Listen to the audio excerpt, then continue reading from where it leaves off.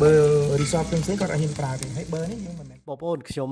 ទៅណាមិនសូវជាឲ្យខាតប្រយោជន៍ប្រហែលទេបងប្អូនបាទអញ្ចឹងឆ្លៀតពេលដែលខ្ញុំទៅកោះរ៉ុងហ្នឹងខ្ញុំបានរៀន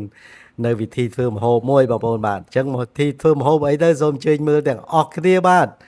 បងប្អូនអ្នកខ្លះពងពីរដូចគ្នាក៏ប៉ុន្តែគេធ្វើឆ្ងាញ់ប៉ុន្តែយើងមិនឆ្ងាញ់បងប្អូនអញ្ចឹងមកពីមូលហេតុអីអញ្ចឹងសូមអញ្ជើញដូចតទៅនេះខ្ញុំរៀនតិចណាbao អាប្លាយណា hạt lại tuần những nó នេះបើ ba bơ rồi វាបើព្រេងទេណា bột nỉ của bạn đó bông bên đây được ra thang xuống dương cùng rạch úp để cho những bạn bơ chung nhiều bạn đây không có trong núi chờ anh về rất là bơ resort tương xế còn ở hiện tại thì hãy bơ đấy nhưng mà mình phải bơ thung lương về nhưng mà một cái bơ America bơ này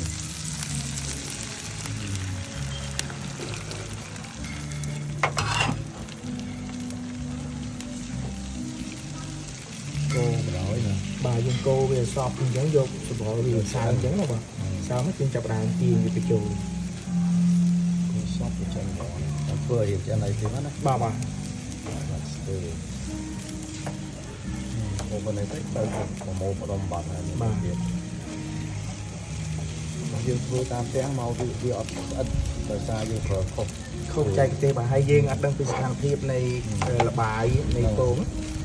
trứng thì đại chờ tới thang oi gõ mình lõ rồi bạch mọt bà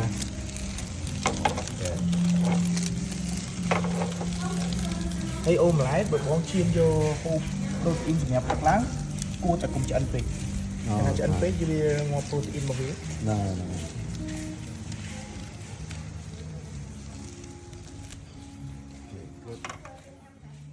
bạn ở trongนี้បងប្អូនឃើញហើយមានបន្លែវាអត់មានអីក្រៅពីពេញប៉ោះហើយនឹងម្ទេសផ្លោកទេបងប្អូនបាទពីមុខហ្នឹងគឺបានហើយបាទឬក៏មានស្លឹកខ្ទឹមអីទៀតក៏បានដែរបាទ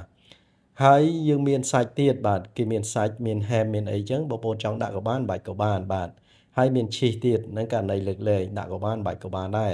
ប៉ុន្តែបើមានវាកាន់តែឆ្ងាញ់អញ្ចឹងណាបងប្អូនបាទហើយដូចចុងភៅបាននិយាយមិនអញ្ចឹងគឺយើងដាក់ប្រេងឆាក៏បានយើងដាក់ប៊ឺក៏បានប៉ុន្តែគ្រាន់ថាបើគេលំដាប់ខ្ពស់គេប្រើប៊ឺគុណភាពល្អអីចឹងទៅបងប្អូនបាទ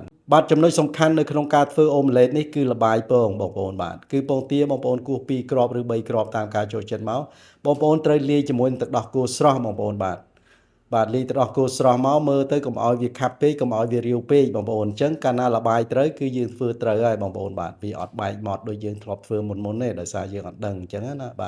បាទនេះគឺជាការចែករំលែកក្រៅផ្លូវការទេបងប្អូនបាទការធ្វើអូម៉ាឡេតនេះពីព្រោះថាបើយើងចេះទៅគ្រាន់តែធ្វើ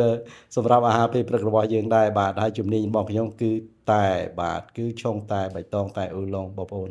សូមអរគុណច្រើនជូនពរបងប្អូនទាំងអស់មានសុខភាពល្អបាទ